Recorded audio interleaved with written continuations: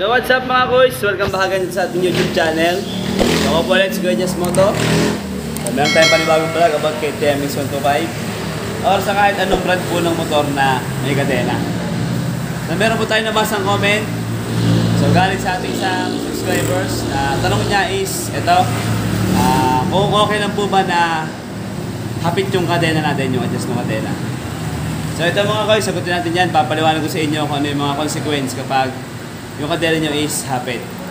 So bago tayo magsimula, syempre huwag nyo kalimutan mag-subscribe and then hit nyo notification bell para like yung updated sa ating mga video kagaya nito. Alright, peace out!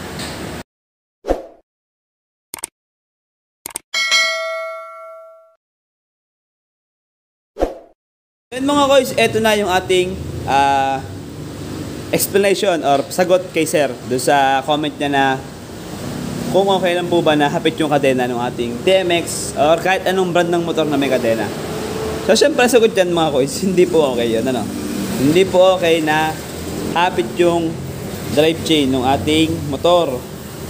So kahit ano pong motor, hindi po okay yun. So dito po kay TMX 125 example, ito po is TMX 125 Series 3. So meron po nakalagay sa kanyang cover po ng kadena na keep chain adjusted and lubricated. So 15 millimeters, 5.8 inches pre-play. So see owner's manual for instruction. Pre-play. So makapansin nyo, ito po yung pre-play nya. So saan nga po ba yung pre-play natin mga kuys?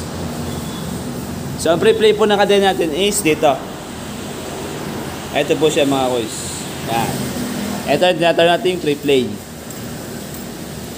So yung sukat niya is ito na, 15 mm. So medyo konting-konti lang yan. Siguro mga ganun lang. Ganun lang. So paano ba magsukat niyan ng pre-play? So kailangan po is ganyan, nasa neutral mode natin. Or kukuha po tayo ng ruler. So kailangan sa gitna po tayo magsusukat ng pre-play. Tapos 15 mm lang. Ano? So pag po tayo is hapit yung kadena natin, makapansin nyo mga koys, ito na. Ito yung pre-play niya. So ito yung kadena nito, nung TMX na to, medyo maluwag siya. So pag ganyan, need po natin ng adjustment. Pag ganyan na maluwag yung kadena natin. So pansinin nyo, magkakambyo, naka-neutral siya. Neutral. So once nahapit yung ano natin, adjust ng kadena, hapit na hapit. Tapos nagkambyo tayo. Cambio. Papaikotin yung gulong ng motor itong TMX na to, no? Paikotin natin ng konti. Ayan, no? Humahapit siya kapag nakakambyo. So ito, pag ganyan nakakambyo, ayos yung pre-play nyo. Dahil maluwag yung adjust ng kadena nito, ng motor na ito, meron pa rin siyang pre-play. So medyo malaki yung pre-play niya, no? Makapansin nyo, sobrang laki. So kaya meron siyang standard 15 mm is, ayun lang yung pre-play na dapat meron siya. So konting-konti lang. Pag nakakambyo, kailangan nagpe-play pa rin yan. So hindi po siya pwedeng hapit na hapit. So ano nga ba yung masisira kapag hapit na hapit yung kadena natin? So ang kadena natin, siya yung humihila sa hulihang gulong. So siya yung nakakabit dun sa ating sprocket sa hulihan.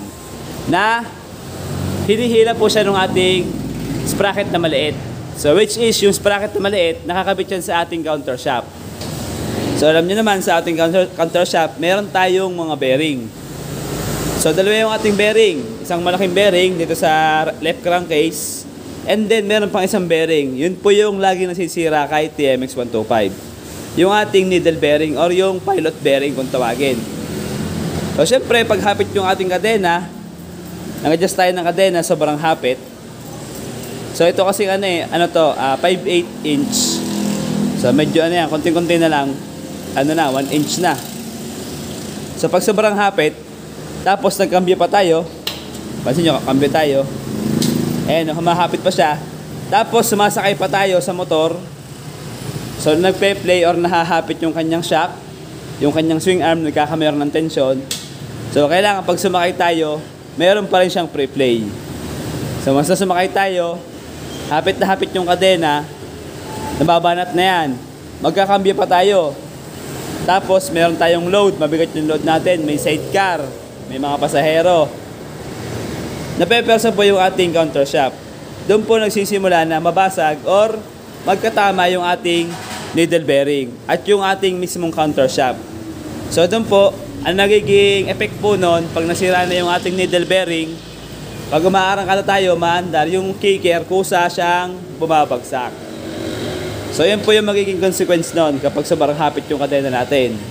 Ito, basic tips lang. So kailangan alam nyo yan. So ito po yung standard pong pre-play. Yan mga boys. Yan. Nakakabit na po sa sticker po sa cover ng ating kadena. Ito po yung ating chain guide. Ano? Chain cover. Yan. Chain cover po pala. Ito po yung ating chain guide. Yung goma. So kailangan alam niyo po yan. Tapos syempre lagi tayong mag-lubricate po ng ating kadena. Huwag po nating hayaan kagaya po nito. Medyo kalawang na. Lalo ngayon, tag-ulan. So kailangan alagaan niyo po sa lubrication yung ating kadena. Kasi pag yan laging tuyo tapos ginagamit nyo, una iingay, syempre makalaste. Nakakalasti siya. Tapos yung mga roller niya nababanat agad.